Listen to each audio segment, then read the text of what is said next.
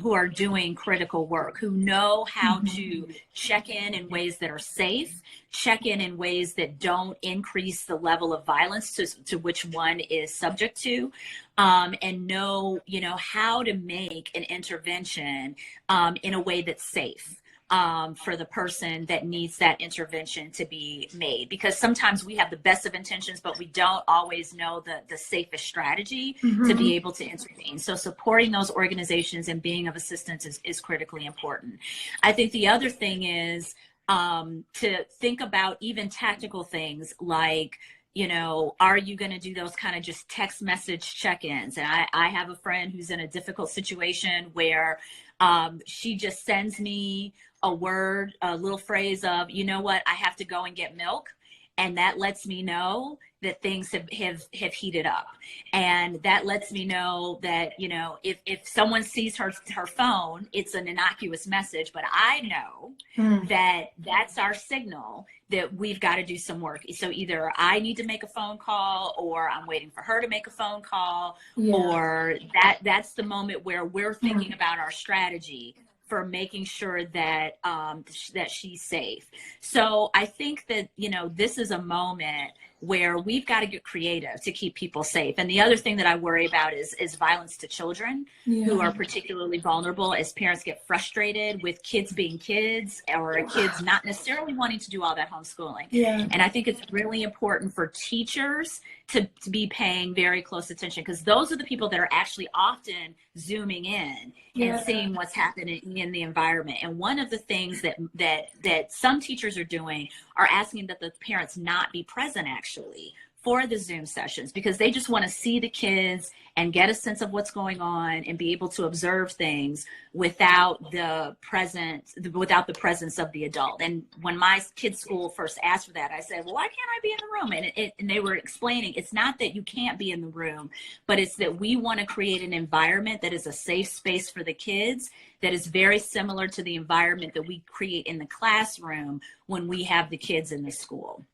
So I could respect that and understand that. And I understand that they're therefore just kind of keeping a watch on how kids are doing as they navigate this. Wow. It's a lot, but I can't tell you how grateful I am for your research and your expertise that really helps shine a light, given where we've come from, and obviously the work still being done in the HIV/AIDS community. I'm grateful to have a bit of a beacon to look at, to figure out how we can respond in this crisis, for sure.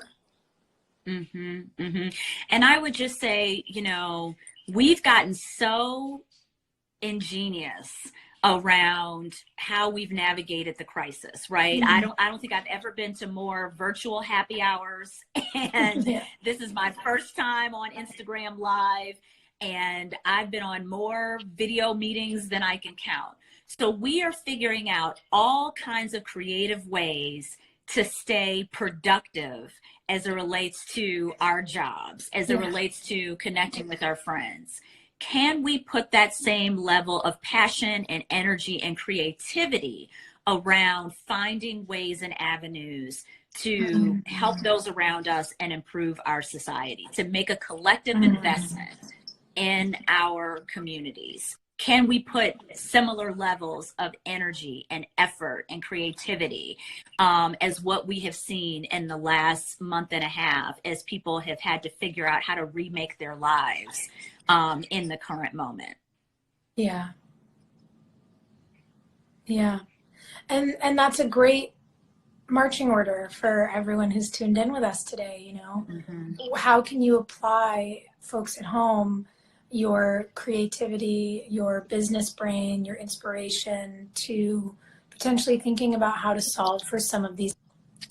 Sorry, I'm getting a notification that my battery's done.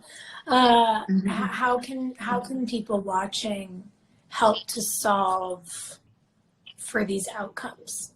And I think that it's a really excellent time while we're all at home to put on our thinking caps and maybe come up with ways to create systems of social support. And I'd really like it if people who've watched this conversation would keep us posted on the ideas that you come up with. That could be very cool.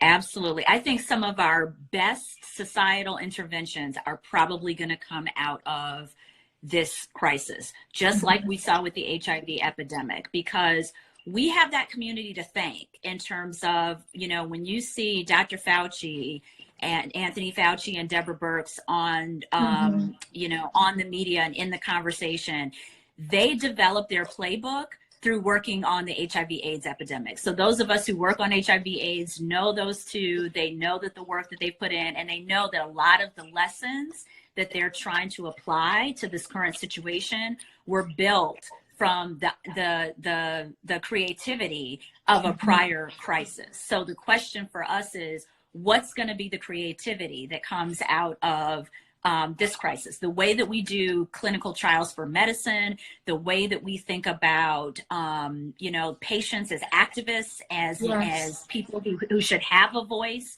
and have a right to have a voice, that came out of the HIV movement. So many of their interventions, much of what they created has filtered in to our larger society. It was built through their crisis, but it benefits it benefits us all. So the question becomes, what will come of this moment?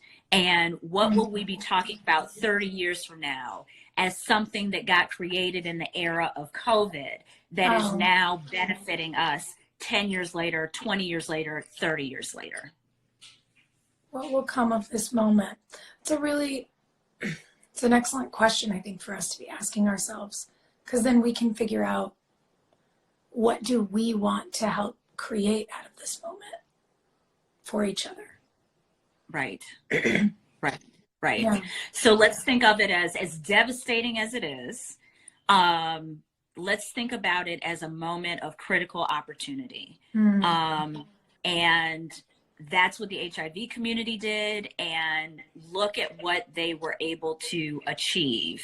The very, very diverse group of people that came together to save their own lives and to in turn improve our larger society.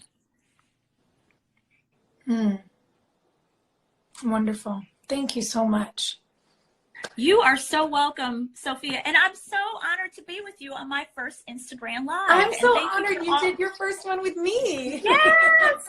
And thank you to all of the viewers. I truly appreciate it. And if you want to learn more, my book, Remaking a Life, you can pick that up. We'll have an audiobook version available soon. We're working on that.